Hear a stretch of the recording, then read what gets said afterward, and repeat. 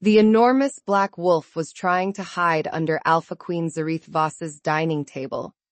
This would have worked better if he had not been the size of a small carriage. It would also have helped if her orange cat had not been sitting on his back like a victorious general. Zarith stopped in the doorway with rain on her cloak and 3 border reports under one arm. The wolf froze. The cat did not. Marmalade lifted one paw, struck the wolf between the ears, and produced the sharp chirp he used when servants were late with fish. The wolf rose at once. Marmalade rode him across the dining hall. Captain Seln Arveth stood beside Zarith and watched them pass. Her scarred face remained perfectly still, but her scent carried dangerous amusement. "You brought home a siege animal," Seln observed. "I brought home an injured wolf," Zarith corrected. The wolf stepped around a chair with careful dignity. Marmalade leaned into the turn. Seln considered this. The siege animal has acquired cavalry. Zarith had ruled Moonridge Pack for 7 years. She had ended a grain riot, negotiated with 3 hostile alphas, and removed her corrupt uncle from power without spilling blood in the council chamber. None of that had prepared her for a cat commanding an unidentified royal wolf through her dining room.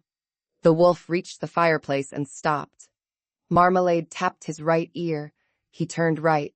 Another tap sent him toward the kitchen. "Absolutely not," Zarith ordered. Both animals looked at her. Marmalade's expression asked which one of them she thought she ruled. The wolf's expression suggested he would also like an answer. Zarith pointed toward the recovery room. "Back to bed." The wolf lowered his head. For one hopeful moment, she thought her alpha authority had reached him. Then Marmalade climbed onto his skull, draped himself between the wolf's ears, and closed his eyes. The wolf carried him toward the recovery room. Seln waited until they disappeared. "He obeys the cat." Zarith insisted that the wolf merely tolerated the cat. Seln pointed out that he had changed direction when struck. "So do you." Seln touched the scar near her eyebrow. "Only because you strike with paperwork." Zarith followed the animals. Wet fur, wood smoke, and rosemary filled the passage. Outside, rain rattled against the narrow windows of Moonridge Keep. It had rained since the patrol found the wolf near the eastern boundary marker. He had been unconscious beneath a fallen pine, half covered in needles. A thick silver collar circled his neck. Black runes moved across its surface like insects under ice. The collar was illegal. Old wolf soul magic could trap a shifter between forms. Most packs had banned it generations ago because removing the spell often killed the victim. Someone had used it recently, and they had used it on a wolf powerful enough to frighten seasoned guards while unconscious. Zarith had ordered him brought home before anyone could argue. That decision already threatened to become complicated. The wolf smelled of the neighboring Blackthorne pack. Moonridge and Blackthorne had spent 20 years disputing a forest, a river crossing, and several rocks that no sensible person wanted. Blackthorne's Alpha King, Kedran Morcant, had made matters worse by being competent, severe, and impossible to embarrass. Zarith had tried. Once, during a border conference, she had served him tea in a cup painted with pink rabbits. He had thanked her, used it for 6 hours, and never acknowledged the rabbits. She disliked him for many reasons. His resistance to decorative warfare remained near the top. Now Kedran had vanished. Blackthorne claimed he was inspecting northern defenses. Their patrols had doubled, their gates had closed, and their messengers looked ready to bite anyone who asked questions. It did not require a genius to understand that the king was missing. Zarith's mysterious patient had appeared the same night. That did not make him Kedran Morcant. Many Blackthorne wolves were large, unpleasant, and badly dressed by nature. Still, very few carried enough alpha presence to press against her senses through a soul-locking collar. The recovery room door stood open. Inside, the wolf had settled on the rug. Marmalade kneaded the fur between his shoulders with enthusiastic claws. The wolf stared at Zareth. His pale eyes contained a full political objection. "You may remove him," she offered. The wolf glanced back at the cat. Marmalade extended one claw. The wolf looked at Zareth again. "I understand," she murmured. "You fear consequences." Marmalade purred. Seln leaned against the doorframe. "Should I summon the healer?" "Malin is coming at dawn. Until then, no one touches the collar." The wolf's ears moved toward her. Zareth crouched beyond the reach of his teeth. "You understand speech." He held her gaze. "One tap of your paw means yes. 2 means no." One huge paw struck the floor. Seln straightened. Zareth kept her voice calm. "Did Blackthorne put that collar on you?" 2 taps. "Do you serve Blackthorne?" The wolf hesitated, then tapped once. "Do you know where Kedran Morcant is?" The runes on the collar flashed. Silver tightened against black fur. The wolf's breath stopped. Zareth moved before Seln could draw her sword. She pressed both hands against the floor and released a thin wave of alpha calm. It was not a command. Commands could make a trapped wolf fight harder. She offered steadiness instead, a firm rhythm his wolf soul could follow. The collar loosened. He dragged in air. Marmalade, who had been thrown sideways, climbed back onto him and bit the collar. Seln made a sound halfway between alarm and laughter. Zareth caught the cat before he could lose a tooth. "No eating cursed silver." Marmalade slapped her wrist. The wolf's tail thumped once against the rug. Zareth looked at him sharply.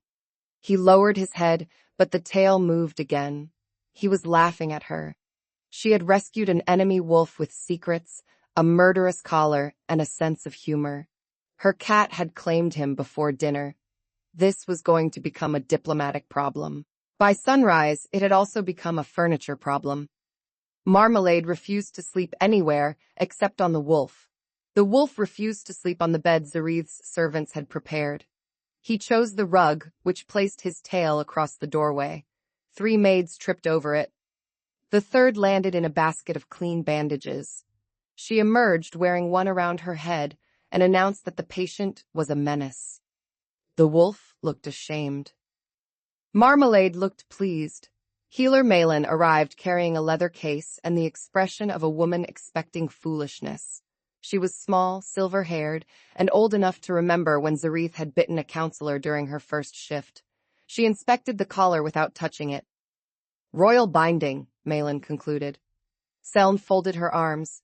"It binds royalty?" "It was designed for someone with royal alpha blood. The runes suppress his human form, speech, scent, and most of his pressure." Zareth watched the wolf. "Can you remove it?" Malin gave her the look reserved for leaders who asked expensive questions before breakfast. "I can also remove his head. Both procedures currently have similar survival rates." The wolf placed one paw over his nose. Marmalade copied him. Malin ignored them. She explained that the collar had roots inside the victim's wolf soul. If broken by force, it would tear those roots free. The victim had to lower his own defenses during the removal. That required trust, preparation, and the missing outer key. "What happens if he uses alpha power?" Zareth asked. "The collar tightens. Enough power will burn his soul." Seln looked toward the wolf. "Then he is not dangerous." The wolf raised his head. Malin smiled without warmth. "A sword in a locked box remains a sword, Captain." Marmalade jumped down and walked into Malin's medical case. He came out with a roll of gauze in his teeth. The healer pursued him around the room. The wolf moved one foreleg to block her. Marmalade escaped beneath his chest. Malin stopped. "Your patient is protecting a thief." Zareth noticed the wolf's startled expression. He had acted before thinking. "He has poor judgment," she decided. The wolf showed one white tooth. Marmalade reappeared on his back with the gauze. By mid-morning, Moonridge's council knew Zareth had brought an unknown wolf into the keep. By noon, the story claimed he was her secret bodyguard. By supper, someone had added that he slept in her chamber. That rumor ended when Marmalade rode him through the courtyard. The new rumor was much worse. Moonridge wolves gathered along the covered walks while their alpha queen crossed the yard. The giant wolf followed with an orange cat between his shoulders. Marmalade held his tail upright and surveyed the pack. Zarith could feel questions multiplying. One kitchen boy bowed to the cat. Marmalade accepted. "Stop encouraging him," Zarith told the boy. "Which one, Alpha?" She looked at the wolf. His mouth was open slightly in what might have been a canine smile. "Both." They reached the council hall. 2 guards lowered their spears. Zarith had ordered the wolf confined, but confinement had failed after Marmalade opened the recovery room latch. Nobody understood how. The cat possessed paws, not lockpicks, although Seln had begun searching his bedding. The wolf stopped before the spears. His muscles tightened, but he did not challenge the guards. Marmalade climbed onto his head. The guards lost their courage and their dignity at the same moment. "Let them enter," Zarith ordered. Seln lowered her voice as they passed. "The cat is not a council member. Tell him. I value my hands." The council chamber smelled of ink, oak, and damp wool. A map of the eastern border covered the central table. Red stones marked 3 attacks on Moonridge supply wagons. The raiders had left Blackthorne scents at every site. They had also left no footprints leading home, which made the evidence suspiciously tidy. Zarith began the meeting. The wolf settled near the fire with Marmalade still aboard. He appeared bored until Quartermaster Belric proposed moving the grain route through Hollowtooth Pass. The wolf stood so quickly that Marmalade rolled down his back. Belric reached for a knife. Seln reached for her sword. Marmalade reached for the quartermaster's boot. Only Zarith remained still. The wolf crossed to the map and planted his paw on Hollowtooth Pass. "You dislike the route," she interpreted. His paw struck once. Belric scowled. "It is the shortest path." The wolf swept the red marker off the map. "He has strong views," Seln noted. Marmalade jumped onto the table and pushed a second marker after the first. "The cat agrees," Belric said bitterly. "The cat enjoys gravity," Zarith replied. She studied the wolf. "Is there an ambush in the pass?" One tap. "Do you know because Blackthorne planned it?" The collar flashed. Before it could tighten, Zareth changed the question. "Have you traveled there?" One tap. The wolf used one claw to trace a line north of the pass. It followed a dry creek through dense woods and ended beside the abandoned cinder mill. Seln leaned over the map. "That route avoids every watchtower." The wolf tapped twice, paused, then tapped 4 times. 2 groups, Zarith guessed. 4? He swept his tail into Belric's inkpot. Black ink crossed the map, the table, and Belric's pale sleeve. Marmalade attacked the moving tail. The formal military council ended for 7 minutes, while the quartermaster shouted, the cat hunted, and a royal wolf tried to retrieve his tail without overturning the table. When order returned, Zarith changed the grain route. She also assigned scouts to Cinder Mill. The scouts returned after dark with news of a hidden camp. Someone had stored Moonridge cloaks, Blackthorne weapons, and enough scent concentrate to frame either pack for an invasion. The wolf had been right. Zarith found him in the kitchen stealing roasted beef. Marmalade sat beside the platter as lookout. The wolf held an entire roast between his teeth. They froze when she entered. "You prevented an ambush," Zarith acknowledged. "That does not grant you ownership of my supper." The wolf placed the roast down. Marmalade immediately dragged it toward the table. Zarith caught the platter. "Nor does it transfer ownership to the criminal organization." The cat hissed. The wolf looked toward the back door. "Do not abandon your accomplice." He sat. Sfa, sfa. She cut him a reasonable portion and placed it in a bowl. Then she cut a much smaller piece for Marmalade, who reacted as if cheated of ancestral lands. Zarith ate at the kitchen table while the wolf finished his meal. Fire popped in the stove. Rain whispered beneath the door. Without the council watching, his posture changed. He remained alert, but the tension around his eyes eased. "You know Blackthorne's defenses," she began, his ears angled back. You cannot name yourself. The collar punishes direct questions. He watched her carefully. I won't ask again until I can remove it. The wolf's head lifted. Zarith broke bread. That is not trust. It is good sense. I need information, and dead witnesses are famously unhelpful. His tail moved across the floor. Marmalade pounced on it. The wolf jerked, struck his water bowl, and soaked Zarith's boots. She looked down. He looked at the bowl. Marmalade ran away. Your accomplice has abandoned you, she observed. The wolf lowered his head onto his paws. She should have been annoyed. Instead, laughter rose before she could stop it. It had been months since laughter caught her without permission. The wolf stared, then his tail began moving again. This time, it struck nothing. Over the next week, the nameless wolf became part of Moonridge's routines. Nobody approved this decision. Nobody could identify who had made it.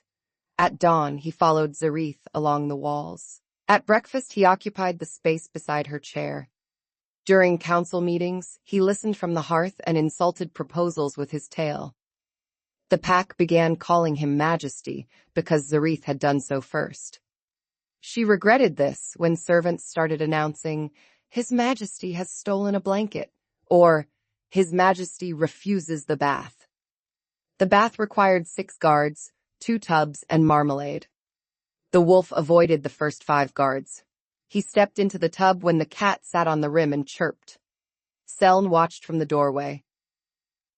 We should appoint Marmalade commander. He would eat the budget. Belric already does that. From the tub came a violent splash. The wolf shook water over everyone except the cat. Marmalade remained dry on the highest shelf. Zarith wiped soap from her face. He planned that. Seln wrung out one sleeve. Which one? Again, Zarith had no answer. The bath created a second problem. Majesty's fur required most of the afternoon to dry, and Moonridge expected a delegation from Pinefall before sunset. Pinefall's alpha, Edric Sorn, had spent years treating Zarith like a temporary obstacle with excellent handwriting. He praised her leadership whenever witnesses were present. In private, he suggested that Moonridge would benefit from a male protector. Zarith usually answered by increasing the price of Moonridge salt. This visit concerned winter grazing rights. It required calm voices, clean clothes, and no mysterious enemy wolves dripping on the furniture. She ordered Majesty to remain upstairs. He obeyed for 11 minutes. The formal supper had just begun when the dining doors opened. Majesty entered with damp fur rising around him in black spikes. Marmalade sat between his shoulders, wearing a blue ribbon stolen from the flower arrangement. Every Pinefall delegate stopped eating. Edric stared. He was a handsome man with a polished beard and the survival instincts of decorative fruit. You keep Blackthorne beasts at your table now? Majesty's ears moved forward. Zarith continued cutting her meat. I keep many dangerous creatures at my table. You have attended 4 times. Seln coughed into her cup. Edric's smile tightened. He asked whether the wolf was trained. Before Zarith could answer, Marmalade tapped Majesty's left ear. The wolf walked around the table and stopped behind Edric's chair. The Pinefall Alpha became very interested in his plate. He understands boundaries, Zarith explained. Majesty breathed against Edric's neck. Most boundaries, she amended. Servants brought another platter. The scent of rosemary lamb filled the room. Majesty tracked it with his eyes but did not move until Zarith pointed toward an empty place near the hearth. He settled there at once. Edric noticed. His scent shifted with satisfaction. He had seen a powerful wolf respond to Zarith and mistaken cooperation for submission. Men like Edric often saw only the hierarchy they expected. A firm hand improves any male, he announced. Majesty looked at Zarith. His tail moved toward a wine stand. She gave him a warning glance. The tail stopped 1 inch from the lowest bottle. Marmalade climbed down and completed the task. The bottle struck the carpet, rolled beneath Edric's chair, and poured red wine over both boots. The cat ran to Majesty and hid beneath his chest.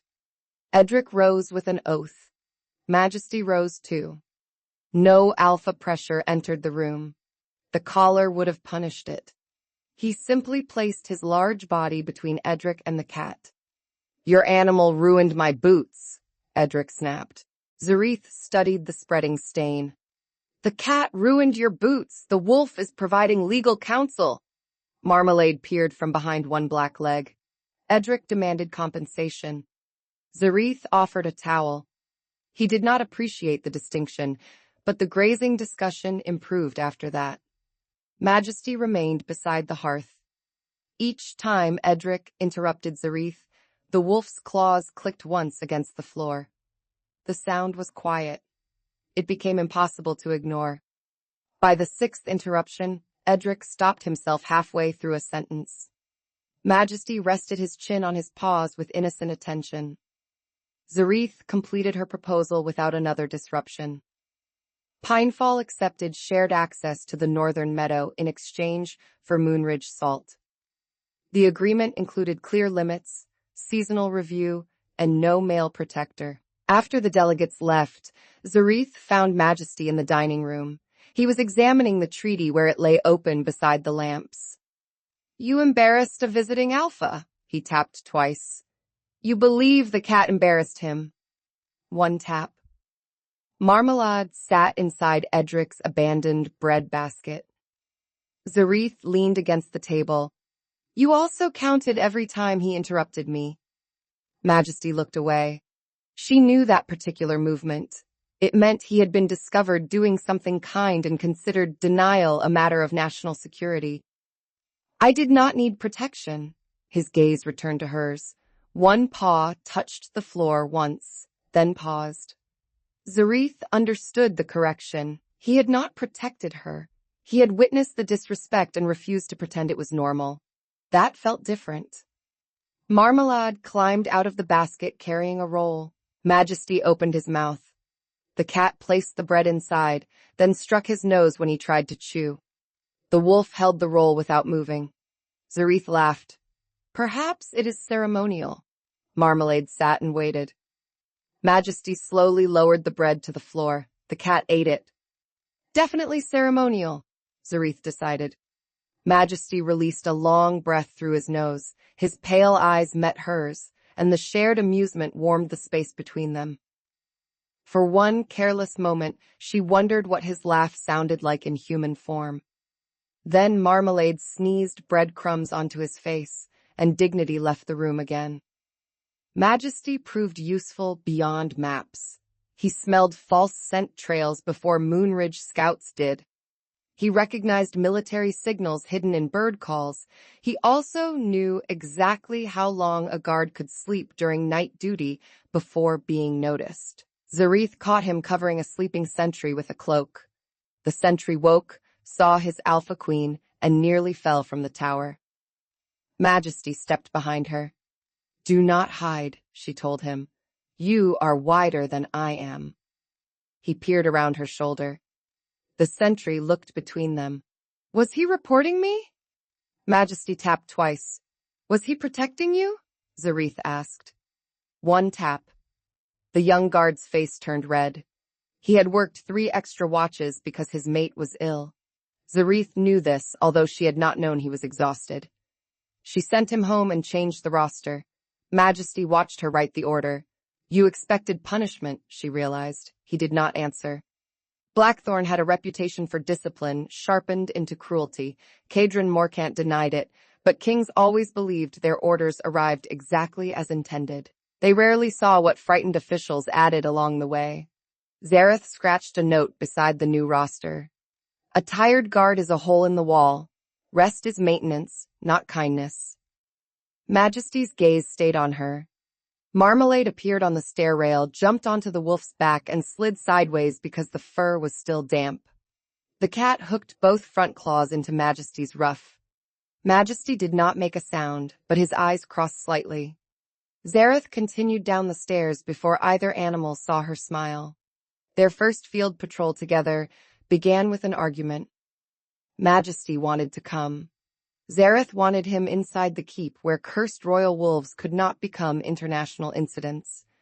She closed the courtyard gate. He jumped it. She ordered 2 guards to block him. He walked between them. She released a warning pulse of alpha pressure. Majesty stopped. His wolf answered from beneath the collar, not submissive and not challenging. It met her strength like a shoulder against a closing door.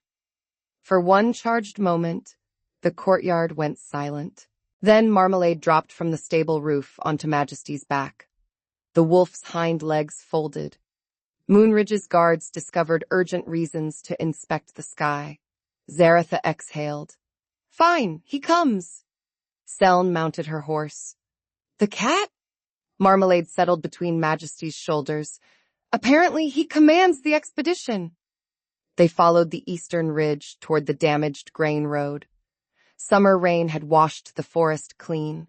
Ferns brushed the horses' legs, and wet cedar scented the air. Majesty moved ahead, carrying Marmalade through mud the cat would never have crossed alone. Whenever the wolf lowered his head to examine tracks, Marmalade stood on his skull for a better view. They looked absurd. They also found the raiders before noon. Majesty stopped beside a split oak.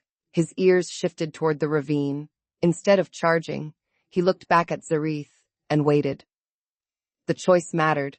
Powerful wolves often confused speed with authority. Kedran Morcant had interrupted her at their first 3 border meetings because he believed a faster plan was automatically his plan. This wolf could have attacked.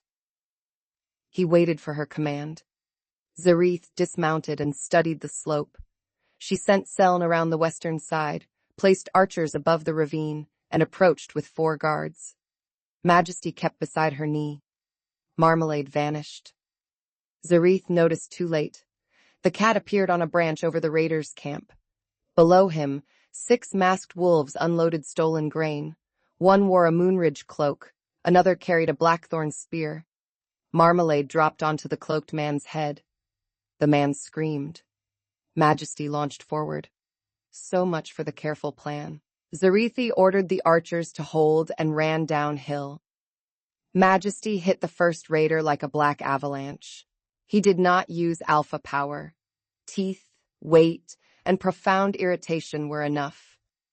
Marmalade clung to his victim's hood. The raider spun in circles while the cat made a sound usually heard near the gates of the underworld. Zarithi disarmed 2 men. Seln's team blocked the ravine. The remaining raiders surrendered after Majesty stood over their leader and breathed into his face. The fight lasted less than a minute. The attempt to retrieve Marmalade lasted 12. He had climbed a pine with the stolen hood. Majesty stood beneath the tree and looked upward. He got up there from your back, Zaritha reminded him. The wolf tapped once. Then get him down. 2 taps.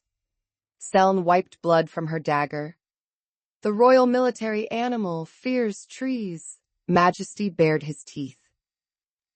Or cats, Seln added. Marmalade dropped the hood onto her head. They returned to Moonridge with prisoners, grain, and 1 cat riding inside the hood like a hammock. The captured raiders carried vials of manufactured scent. Their orders directed them to provoke retaliation between both packs. The signature belonged to a dead Blackthorne officer. Someone had planned the deception carefully. That night, Zareth worked in her private study. Reports covered the desk, along with a cold supper she had forgotten to eat. Majesty lay before the fire. Marmalade had taken possession of his tail and arranged it around himself like a blanket. Zareth compared the forged orders with older Blackthorne documents. Kedran's counselor, Varric Dahl, had signed several originals as royal witness. His handwriting resembled the forgery, but resemblance was not proof. She rubbed her eyes. Majesty lifted his head. Do not begin, she warned. He rose and pushed his nose beneath her elbow. I have work, he pushed harder. The ink line crossed half the page. Zarith stared at the ruined report. Majesty stepped back. Marmalade opened one eye, assessed the situation, and closed it again. You have destroyed a military document. Majesty nudged the untouched supper. That does not repair it. He nudged the plate again. Zarith ate a piece of cold potato to end the discussion.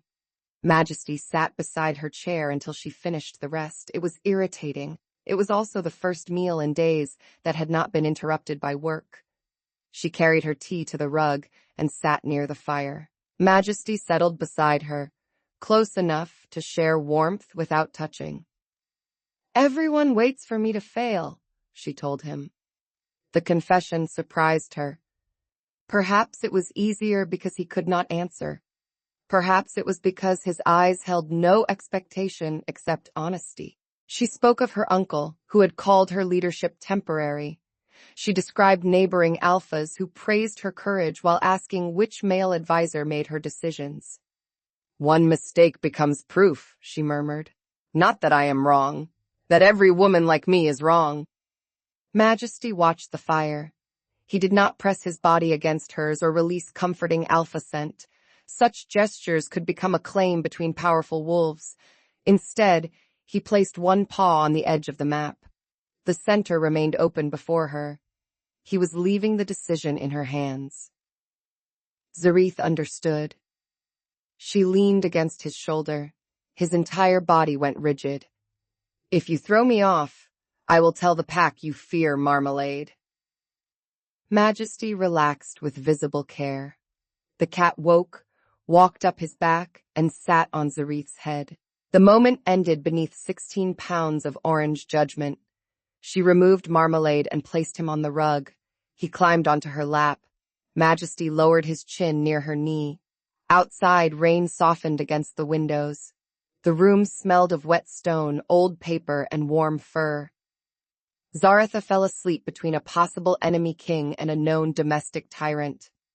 She woke at dawn with Majesty's tail across her feet. Marmalade was gone. So was Varric Dahl's original letter. They found the cat in the chapel, sleeping on the document. He had carried it through 3 corridors and a locked door. Nobody could explain the locked door. Seln began checking the cat for hidden tools again. 2 days later, 3 Moonridge adolescents vanished near the old silver mine. They were not pups. Each was old enough to patrol and young enough to believe rules existed for less talented people. They had followed a trail of Blackthorne scent beyond the boundary. Zarith assembled a search party within minutes. Majesty met her at the gate. Marmalade was absent, which should have been reassuring. It was not. You stay here, Zarith told the wolf. He planted both paws. The collar reacted when I asked about Kedran. Whoever took those young wolves may know you. Majesty remained still. Seln approached with weapons. We can lock him in the cellar. The wolf looked at her. Seln adjusted the sword belt. A cellar elsewhere. Zarith did not want him near danger. That realization arrived with uncomfortable clarity.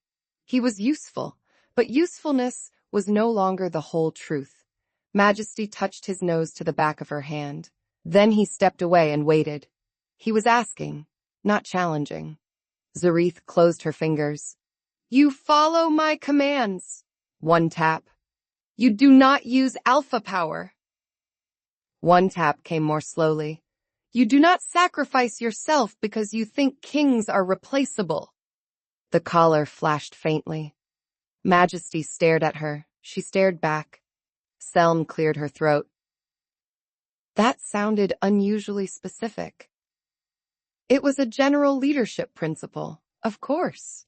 They left before sunrise. The scent trail led to the abandoned mine. Manufactured blackthorn scent coated the rocks, thick enough to make Zarith's nose ache. Beneath it, Majesty found bitter iron root and burned sage. Malin had used both while studying the collar. The same spellmaker had prepared this place.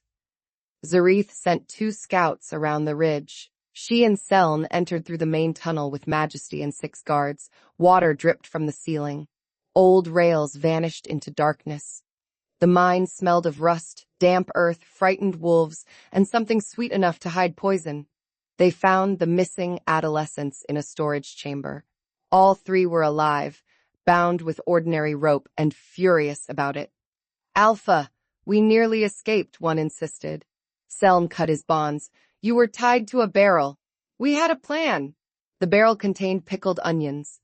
Majesty sneezed. The sound echoed through the mine. Marmalade answered from above. Everyone looked up. The cat sat on a timber beam. Zarith closed her eyes. How? Marmalade washed one paw. Majesty looked personally betrayed. The cat had apparently traveled on him without permission. The first crossbow bolt struck the wall beside Zarith. Mercenaries poured from the side tunnel. Their weapons carried silver edges, but their movements lacked pack discipline. They had been hired to kill witnesses and leave evidence blaming Blackthorne. Zareth shifted halfway, claws lengthening as her alpha strength surged. She knocked one bolt aside and drove the attackers away from the captives. Majesty stayed close. He fought with body and teeth, never reaching for the power beneath his collar. The narrow chamber favored the attackers. More appeared behind the old ore carts. Selm formed a shield line while the adolescents crawled toward the exit. Marmalade ran along the beam, pursued by a mercenary who had made several poor life choices. Zareth saw the silver bolt too late. It flew toward the youngest captive. She stepped between them. The bolt entered below her ribs. Pain burned through her side. Silver disrupted the shift, dragging her back into human form. She stayed upright because every Moonridge wolf could smell her blood. Majesty turned. His eyes changed. Zareth felt the moment his wolf reached for royal power. The collar blazed white. Silver contracted against his throat and cut through fur. No, she ordered. He took one step. Blood ran down his chest. Majesty, hold! He looked at the trapped adolescents. He looked at the mercenary raising another crossbow. Then he made a choice that was brave, foolish, and entirely his own. Royal alpha pressure broke through the collar for less than a heartbeat. The mine seemed to inhale. Every hostile wolf froze. Their instincts recognized a king before their minds understood. The pause lasted under a second. It was enough. Zareth ripped the bolt free, seized the crossbowman's wrist, and threw him into an ore cart. Selm's guards surged forward. Moonridge strength filled the chamber as Zareth drove the remaining attackers to the ground. Majesty collapsed. The collar had not broken. It had punished him exactly as Malin warned. Zareth reached him while Selm secured the prisoners. The runes glowed beneath blood. His breathing came in shallow, uneven pulls. You disobeyed me, she whispered. One paw moved weakly against the stone. That was not a request for an answer. His tail shifted. Even half-conscious, he was arguing. Marmalade dropped from the beam onto the mercenary leader's back. The bound man screamed and rolled over. The cat rode him across the floor. Selm looked down. Should I intervene? Only if the cat begins questioning him. Marmalade struck the man's ear. He has begun, Selm reported. Zareth would have laughed if fear had not closed around her throat. They carried Majesty into an empty storage room. She could not remove the collar, and no healer was close enough to help. His wolf soul bucked against the runes, trapped between retreat and attack. Zareth placed both hands against his face. Listen to me. His eyes did not focus. She released her alpha presence in a slow, controlled stream. It held no dominance. She built a steady boundary around his scattered wolf soul and gave him something solid to find. The collar fought her. Cold pressure climbed her arms. Majesty's hidden strength pressed back, vast enough to confirm what she already suspected. Only one missing wolf possessed that power. Kedran Morcant lay beneath her hands. Their wolf souls touched. The contact did not form a bond. It offered no command, fate, or ownership. 3 impressions passed through him before the collar closed again. Equal. Chosen. Safe. Zarith felt the word chosen and refused to answer it. Not because she felt nothing, because she did. The runes dimmed. Kedran's breathing steadied. Marmalade appeared beside them carrying the mercenary leader's purse. He emptied it on Kedran's head. Coins rolled across the floor. One small silver key remained caught in the cat's teeth. Zareth took it carefully. The key carried the same moving runes as the collar. The mercenary leader had not carried it by accident. His written orders required Kedran captured alive if possible. The key would reopen the collar's outer binding, allowing the spellmaker to tighten, move, or renew the curse. You impossible animal. Marmalade bit her thumb. Kedran's tail moved once. The return to Moonridge was quiet except for the 3 rescued adolescents. They explained their almost successful escape to every guard willing to listen. The barrel of onions became larger in each version. By the time they reached the keep, the adolescents claimed they had weaponized it. Seln promised kitchen duty until they learned the difference between courage and seasoning. Malin examined Zareth first. The silver wound was painful but clean. She stitched it while complaining that Alpha Queens were poor patients. Then she examined Kedran. Zarith used his real name only in her thoughts. Malin fitted the rune key into a hollow beneath the collar. It unlocked the outer binding, but the inner roots remained attached to his wolf soul. We can remove it tomorrow, the healer decided. He must be awake and willing to lower every defense. Zarith looked at the wolf on the rug. He knows. Malin's eyes sharpened. You identified him. Zarith answered that the power had identified him. Seln stood near the window. Her hand rested on her sword, although her scent carried more worry than anger. The captain's hand tightened on her sword. Kedran Morcant has been inside our council. Zarith reminded her that he had entered as a wolf wearing a cursed collar. He still heard everything. Zarith knew. He had heard troop numbers, supply limits, private fears, and her confession beside the fire. The anger arrived slowly because concern kept obstructing it. Marmalade jumped onto Kedran's chest and curled into a ball. Seln pointed. The cat is sleeping on an enemy king. Malin packed away her instruments. The cat has always lacked respect for rank. He has excellent instincts, Zarith muttered. Kedran opened one eye. The next morning, they prepared the removal chamber. Malin drew protective circles around a low stone table. Zarith stood inside the largest circle because her alpha presence had stabilized him before. Seln waited outside with 6 guards. Marmalade waited inside because no one could remove him. Kedran lay on the table. The collar's runes moved faster as Malin inserted the key. He must lower his defenses, the healer reminded Zarith. If his wolf fights us, stop.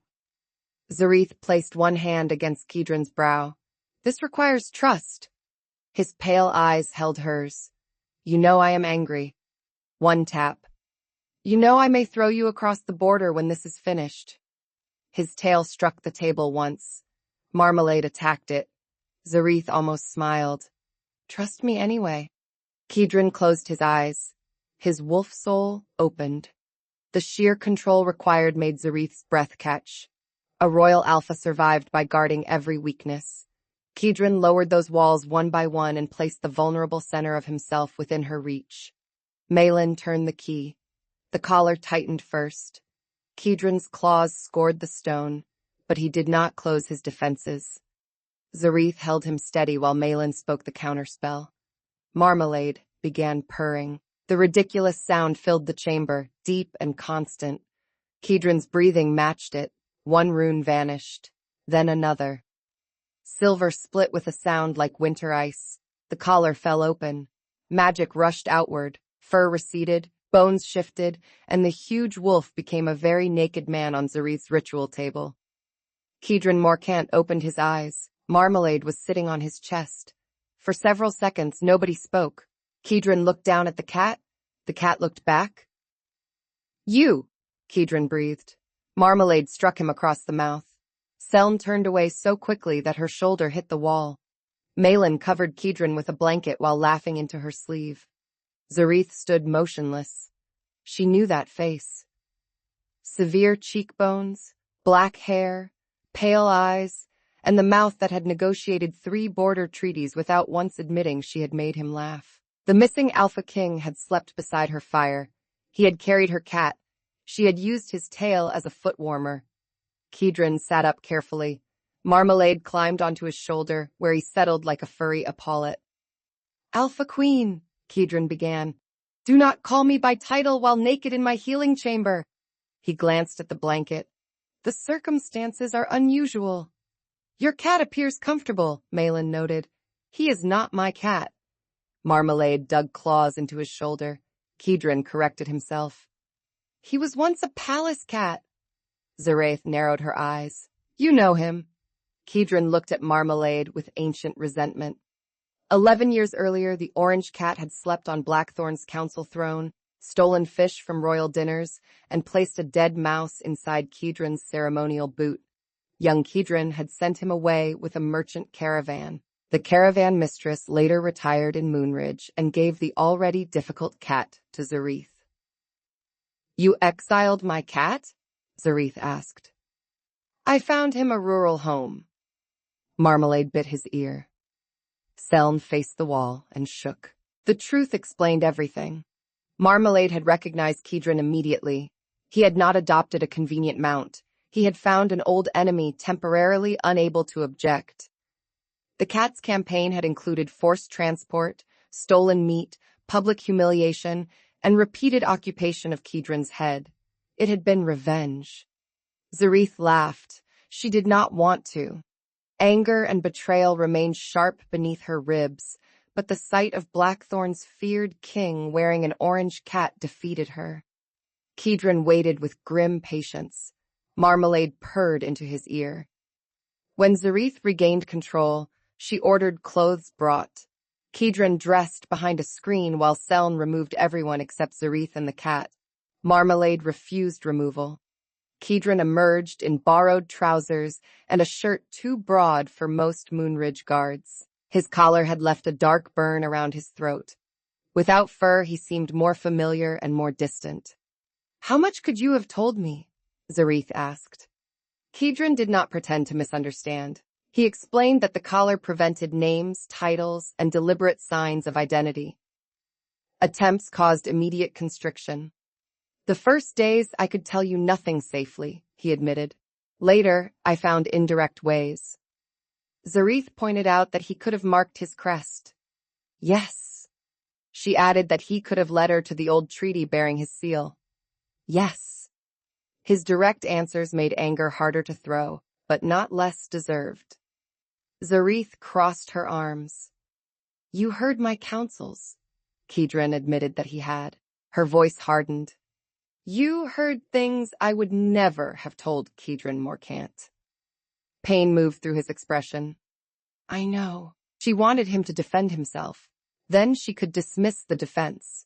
Instead, he admitted that silence had become a choice after the first few days. As a wolf, nobody demanded that he command, judge, or appear certain. Moonridge treated him as dangerous, inconvenient, and occasionally useful. Zaritha spoke to him without guarding every word. I wanted another day of that, he confessed. Then another. So you decided for me. Kedran lowered his head. Yes. Marmalade climbed down his shirt and became tangled near the belt. Kedran caught him with both hands. The cat hissed. Not now, Kedran told him. Marmalade hissed louder.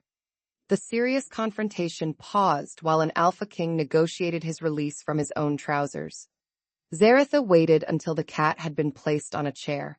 You feared I would see an enemy king. I feared you would stop seeing me. You did not give me the choice. Kedran's scent carried regret with no attempt to influence her. He did not release mating pressure or mention the wolf soul impressions. That restraint mattered. It did not repair the damage. You will return to Blackthorne today, she decided. He accepted without argument. She explained that the mine prisoners had identified Counselor Varric's men. Copies of their statements would go with him. Our alliance? Zarith told him there was no alliance. Kedran's jaw tightened. Zarith continued before he could mistake the answer. There is an investigation shared by two leaders. What follows depends on what both packs learn. He inclined his head. Understood. The wolf soul contact changes nothing. It creates no obligation. His immediate agreement loosened one knot inside her and tightened another. Kedran retrieved his torn royal cloak from the recovery room. Marmalade sat on it. The cat would not move for fish, cream, or threats. At last, Kedran carried the cloak outside with Marmalade still aboard. Half of Moonridge witnessed the missing Blackthorne king cross the courtyard dragging 6 feet of velvet behind an orange cat. Nobody would ever believe Zarith had not planned it. At the gate, Kedran turned toward her. He looked as if he wanted to say something personal. Instead, he chose the truth she had asked from him. Varric ordered my inspection route changed. He is the last counselor who knew where I would be. Zarith told him to make the arrest. Kedran explained that he needed proof strong enough to survive a council vote. Marmalade rolled onto his back upon the cloak. Kedran closed his eyes briefly. Your cat stole my signet. Zareth looked down. The gold ring lay between Marmalade's paws. He had probably taken it during the transformation. She retrieved it and held it out. He has strong views on monarchy. Kedran accepted the ring. His fingers brushed hers, warm and careful. So do you. Mine involve fewer dead mice. He almost smiled. Then he left. Kedran could not arrest Varric the moment he reached Blackthorne. Under the old council charter, a royal counselor could not be detained for accusations involving the king without testimony before neutral witnesses. Varric had helped write that protection for himself. Kedran therefore let him believe the charter remained a shield. The border assembly would place Moonridge's witnesses, the collar, and both councils in one room where Varric could not quietly bury the record. Marmalade watched the road for an hour. Zarith did not. She inspected the eastern wall, reviewed the grain inventory, and questioned the mine prisoners. None of those duties required her to pass the gate 4 times. Seln noticed by the second. The road remains where we left it, the captain reported. Zarith claimed she was checking security. Seln asked whether the road itself required protection. Of your continued employment. Seln became deeply interested in a spear rack. Moonridge felt too quiet without a giant wolf blocking doors. Servants stopped tripping over his tail. Council meetings ended without ink disasters. Marmalade slept on ordinary cushions and complained in his sleep. Order returned. Zarith disliked it. 3 days after Kedran left, Blackthorne riders arrived beneath a white flag. Their commander delivered a formal request for a border assembly. Varric Dal had accused Moonridge of abducting the king. According to his declaration, Zarith had used forbidden magic to trap Kedran in wolf form. She had then attempted to force a mating bond and seize Blackthorne territory. The claim was ridiculous. That did not make it harmless.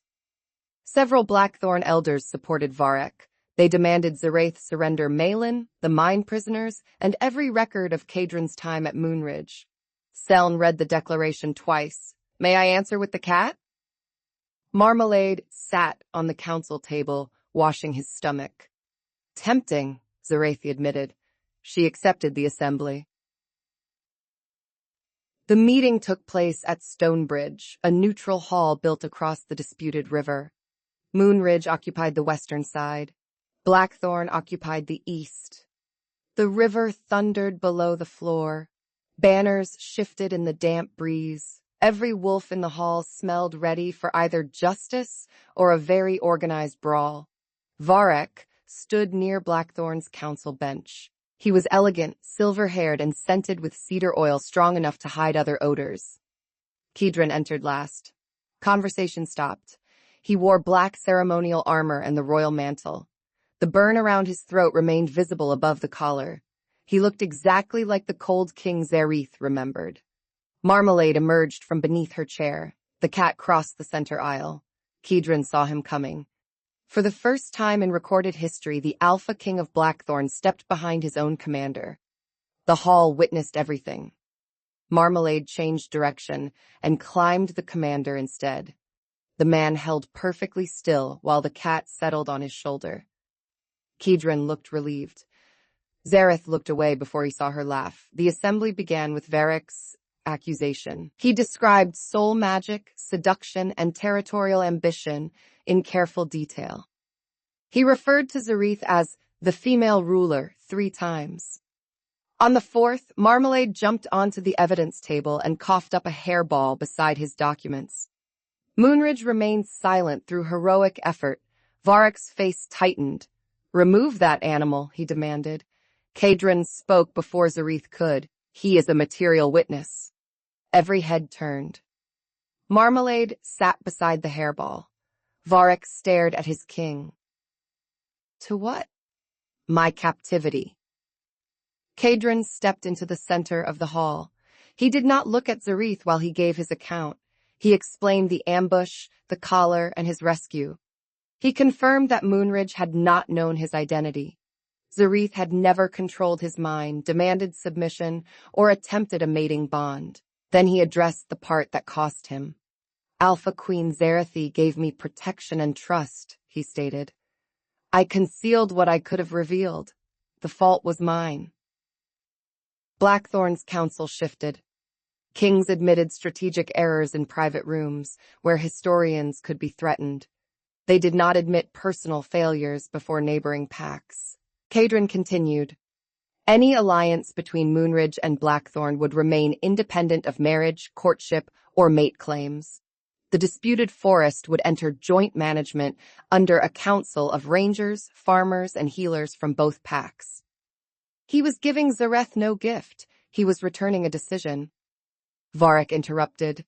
"Your Majesty is still affected by her magic." Marmalade walked toward him. Varric stepped back. The cat sat on his boot. Kedran's gaze sharpened. "You arranged my route." Varric claimed he had acted at the king's command. Kedran accused him of hiring the spellmaker. "There is no proof." Marmalade climbed Varric's leg. The counselor shook him off. His glove fell to the floor. Marmalade seized it and ran. The dignified assembly collapsed instantly. Varric pursued the cat around the evidence table. Blackthorne elders moved their robes out of the way. Seln blocked one exit with her foot while pretending innocence. Marmalade darted beneath Kedran's cloak. The king reached down and emerged with the cat in one hand and the glove in the other. His face changed. Zarith smelled it a heartbeat later. Bitter iron root and burned sage clung to the leather beneath the cedar oil, the collar maker's scent. Kedran had smelled it in the mine while trapped as a wolf. Zarith had smelled it in the removal chamber. The rescued adolescents recognized it from their captors. The glove did not prove the conspiracy by itself. It gave both councils lawful cause to search Varric's sealed cases before he could remove them. Varric reached for the glove. Kedran moved it away. "You should have chosen a less memorable perfume." Marmalade bit Varric's reaching hand. The counselor's control broke. He shifted halfway and struck at the cat. Kedran blocked him. Zarith crossed the distance before Varric's guards could decide which treason they served. Varric released a hidden vial. Black smoke filled the hall. Wolves coughed and staggered. The smoke carried frenzy magic designed to provoke instinctive violence between packs. Moonridge's scents became hostile in Blackthorne noses. Blackthorne smelled like invasion to Moonridge. Varric ran toward the bridge door. Zarith released her alpha pressure. She did not force submission. She gave Moonridge one clear point through the confusion. "Hold your ground!" Her pack obeyed. Across the hall, Kedran did the same. His royal pressure rose without crushing hers. The two commands stood side by side, separate and equal. Blackthorne held. Varek's plan failed because neither leader tried to dominate the other's wolves. Seln tackled one traitorous guard. Kedran's commander caught another. Malin opened the windows while insulting the architectural intelligence of neutral halls. Zareth followed Varek onto the bridge. Rain had begun. The stones gleamed above the flooded river. Varek reached the far arch and shifted fully into a gray wolf. Kedran came beside her in human form. "Left side," he suggested. Zareth assured him that she understood bridges. He reminded her about the silver wound from 4 days earlier. "You wore a cat for 3 weeks." Neither argument settled anything. They advanced together. Varek lunged at Zareth because he still believed a female alpha was the weaker target. She caught his shoulder, used his speed against him, and drove him into the parapet. Kedran blocked his escape. Varek twisted free and ran toward the center. An orange shape dropped from the arch. Marmalade landed on the wolf's head. Varek veered into a rain barrel. The barrel rolled across the bridge with wolf and cat attached. Kedran caught Marmalade. Zareth stopped the barrel with one boot. Varek emerged dizzy, wet, and ready to surrender to anyone without claws. The packs gathered in the doorway. Seln looked at the defeated counselor. Should the official record mention the barrel? Every detail, Zareth decided. Kedran held Marmalade against his chest. The cat placed one paw over the king's mouth. "And the cat?" Seln asked. Zareth considered the question. "List him as an independent force." Varek's arrest uncovered the rest of the plot. He had paid mercenaries to attack both packs, forged orders, and hired a banished spellmaker to remove Kedran. His locked document case contained the spellmaker's payment ledger, copies of the forged patrol orders, and instructions matching those found on the mine leader. The prisoners identified his courier and seal. The evidence supported each piece instead of relying on the scent of one glove. His goal was not the throne itself. He wanted a young cousin installed as a ceremonial king while the old council regained control. The conspiracy sounded grand until Marmalade stole the written confession. He carried it into the kitchen and slept on it beside a wheel of cheese. 2 captains, 1 healer, and both alphas spent 20 minutes negotiating its return. The cat accepted smoked trout and immunity from kitchen law. By evening, the neutral hall smelled of wet clothing, burned herbs, and exhausted relief. The 2 packs shared food because the storm had flooded the road. Moonridge wolves occupied one side of the dining chamber. Blackthorne wolves occupied the other. Marmalade moved between them, collecting meat. Within an hour, he had established the first successful joint taxation system. Zareth stood on the covered balcony above the river. Her wound ached, but the air felt clean after the frenzy smoke. Kedran joined her. He stopped at a respectful distance. "The council approved joint management," he reported. Zareth said her council would approve the plan tomorrow. Kedran added that Varek's supporters were resigning. Voluntarily? They saw the cat approaching. Zareth smiled despite herself. Rain silvered Kedran's dark hair. Without the collar, his scent carried pine, cold stone, and the restrained warmth she remembered from the study. He did not mention the wolf soul contact. He did not ask for forgiveness. "The alliance stands even if you never speak to me privately again," he told her. "Your answer changes nothing for either pack." Zareth observed that this arrangement sounded inconvenient for him. "It is." She waited. Kedran understood the invitation. He admitted he had spent years treating explanation as weakness. Orders felt cleaner. Silence felt safer. Both allowed other people to carry the cost of what he left unsaid. "You taught me that while repairing a watch roster," he added. Zareth accused him of eavesdropping. Kedran offered his former shape as a defense. "Those are not opposites." His laugh was quiet. She had heard it once when his tail struck the water bowl. Hearing it in human form changed something. Marmalade appeared on the balcony rail with a sausage in his mouth. Behind him, a Blackthorne cook shouted about theft. The cat dropped the sausage at Kedran's feet. A gift, Zarith interpreted. Kedran examined it. It came from my kitchen. A redistribution, Marmalade chirped. Kedran broke off a piece and returned it to him. The cat accepted, then rubbed his face against Kedran's hand. Both alphas stared. He forgives you, Zarith whispered. Marmalade bit Kedran's thumb. Partially, she amended. Kedran sucked the injured thumb. His standards are unreasonable. He learned from kings. They returned inside when the rain strengthened. The formal conclusion of the assembly took place the next morning. Both packs filled the hall. Varek and his allies had been removed, the spellmaker was being hunted, and a provisional border agreement waited for signatures. Kedran signed first, then moved aside. He did not offer Zarith his pen. At earlier meetings, he had always handed it to her as if providing the necessary tool. This time, her own pen waited beside the document. The detail was small. It mattered more than land. Zarith signed. Applause rose from both sides. Marmalade woke beneath the table, startled by the sound, and attacked the nearest ceremonial tassel.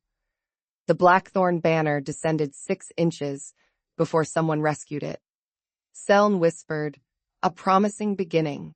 Zarith looked toward Kedran. "Your banner is losing. It has never faced him before." The public business was finished. The private truth was not. Zarith stepped into the center of the hall before caution could rebuild its walls. The packs quieted. Kedran watched her with no expectation in his scent. He had given her the decision so completely that she could leave without harming the alliance. That was why she stayed. "Kedran Morcant," she called. He came forward. Zarith could feel every eye on them. Years ago, that attention would have made her sharpen every word. Today, she let them hear the choice without armor. "I will not stand beneath your crown." His answer came steady. "I would not ask it. I will not surrender Moonridge, soften my decisions, or become a pleasant symbol beside your throne." Blackthorne could not survive the attempt. Laughter moved through the hall. Marmalade emerged from beneath the table and sat between them. Zarith looked down. "This is not about you." The cat yowled. "Very little is about you." He yowled louder. Kedran bent and lifted him. Marmalade climbed onto his shoulder, returning to the seat he had claimed in wolf form. The feared Alpha King now faced 2 packs wearing an orange cat. Zarith decided the moment was perfect. "I have my own crown," she said. "I am choosing the man who finally learned where to stand." Emotion broke through Kedran's control. It warmed his scent and softened the severe line of his mouth. Zarith addressed both packs. "Before Moonridge and Blackthorne, I choose Kedran as my equal, my partner, and my mate." Silence held for 1 heartbeat. Then Kedran answered. He named her as Alpha Queen of her own pack, his equal and his chosen mate. He made no claim over Moonridge. The distinction mattered. Zarith released her wolf soul first. Golden alpha presence filled the hall, carrying summer cedar, rain, and the mountain wind of Moonridge. Kedran did not push against it. His darker power rose to meet hers and stopped at the same height. Their wolf souls touched. This time, both answered. Equal. Chosen. Safe. The mate bond formed as 2 joined paths, not one chain. Warmth circled Zareth's wrist and Kedran's throat, leaving matching silver-gold marks. Both packs cheered. Kedran leaned toward her. Marmalade placed 1 paw over his mouth. The cheering turned into laughter. Kedran removed the paw. Marmalade replaced it. "He has not approved the kiss," Seln announced. Blackthorne's commander nodded gravely. "Protocol must be respected." Kedran looked at Zareth over the cat's head. "How much fish will this require?" Zareth estimated that public affection would cost at least 1 trout. Kedran called it extortion. She corrected him. Diplomacy. A servant produced smoked fish from the breakfast table. Kedran offered it to Marmalade, who sniffed, considered the future of 2 packs, and accepted. The cat remained on his shoulder. He merely removed the paw. Zarith caught Kedran's shirt and kissed him, while both packs laughed, applauded, and offered deeply unhelpful advice. Marmalade ate fish beside Kedran's ear. The bond settled warm beneath Zarith's skin. It carried no loss of self. Moonridge remained hers. Blackthorne remained his. Between them stood a bridge neither pack had been forced to cross. 3 months later, the Joint Border Council met at Moonridge Keep. The disputed forest had produced its first shared timber agreement. The river patrols had reduced theft. Blackthorne farmers had discovered that Moonridge cheese was excellent, while Moonridge traders had discovered that Blackthorne complained before paying full price. Peace remained noisy. Kedran spent half his weeks at Moonridge and half at Blackthorne. Zarith followed the same pattern when her duties allowed. Neither moved permanently into the other's keep. They argued over patrol routes, breakfast hours, and whether official correspondence required 5 copies. They never again argued over who stood above whom. Marmalade traveled with them. At Blackthorne, servants remembered him. Older cooks protected their fish. Younger guards treated stories of the palace cat as exaggerated folklore. They learned quickly. On the morning of the Autumn Treaty celebration, Zareth found Kedran in his council chamber wearing full ceremonial armor. Marmalade sat on his shoulders. A leather rein had been looped loosely around Kedran's head. 3 visiting junior messengers stood nearby, although all were old enough to know better. They had built the rein after hearing how the cat rode the missing king. Kedran looked at his mate with the dead calm of a man betrayed by history. "Help me." Zareth leaned against the door. "I cannot interfere with an independent force." Marmalade tapped Kedran's right ear. The king turned right. The children applauded. Zareth, she took his inability to say more as evidence of growth. The treaty ceremony began late because Marmalade refused to surrender the reins. Kedran entered the courtyard with the cat still aboard. Both packs cheered louder than they had for the royal banners. Zareth met him before the signing table. "You look commanding." Kedran informed her that he was considering war. She asked if the cat was his intended enemy, against everyone who taught him symbolism. Marmalade leaned forward and rubbed his face against Kedran's hair. The king's threat lost force.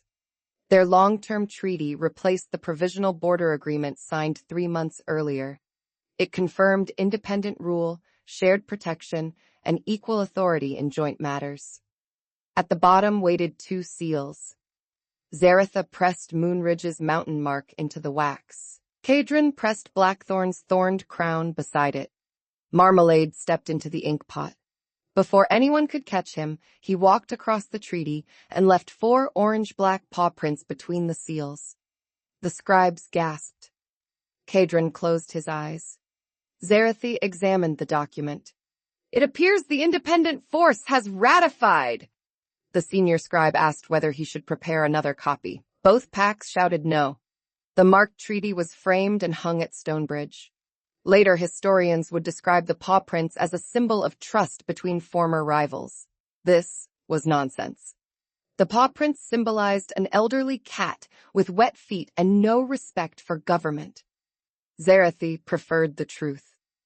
That evening, she and Kedran walked the Moonridge Wall while sunset burned over the forest. The mate bond rested quietly between them. Below, shared patrols changed watch without incident. Marmalade followed along the parapet. Kedran glanced at the cat. "Do you think he knew who I was from the beginning?" Zareth reminded him that Marmalade had bitten him within 10 seconds. Kedran argued that the cat bit many people. "Not with that much history." Marmalade jumped onto the wall, misjudged the damp stone, and slid toward the inner courtyard. Kedran caught him against his chest. The cat clung to his armor, shocked and offended by gravity. Zareth stroked his wet back. The great strategist miscalculated. Marmalade sneezed in her face. Kedran laughed. It was no longer the rare sound she had first heard beside the fire. He laughed often now, usually because the cat had ruined something expensive. Zareth looked across the border hills. Once, those hills had marked the edge of everything she could trust. Now they led toward another home that never required her to surrender her own. Kedran put one arm around her. Marmalade occupied the space between them. "We should discuss the joint patrol budget," Kedran began. The cat slapped him. Zarith raised an eyebrow. Kedran rubbed his cheek. "The administrative budget." Marmalade slapped him again. "He opposes the agenda," Zarith interpreted. "He opposes language." The cat climbed onto Kedran's shoulder and settled there, pleased with the correction. Zarith leaned against her mate as the first stars appeared. Below them, Moonridge and Blackthorne wolves shared the road. Behind them, two crowns governed separate packs. Between them purred the animal who had exposed a conspiracy, humiliated a king, and improved diplomacy through theft. Kedran kissed Zarith's temple. Marmalade allowed it. For now. If this story grabbed your heart, hit that like button and subscribe so you never miss our next story. We'll see you in the next one.